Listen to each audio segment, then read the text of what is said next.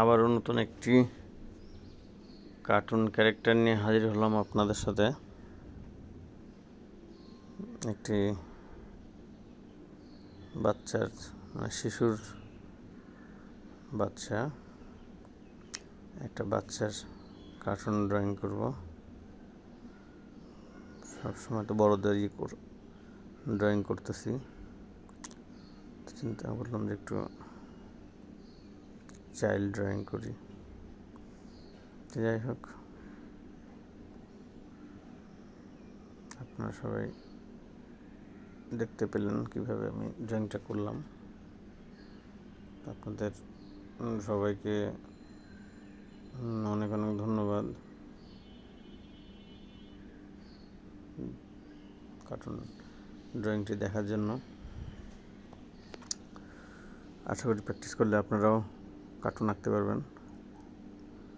মোটামুটি ড্রয়িং করা শেষ, এখন জাস্ট একটু হালকা করে কালার করে দেবো।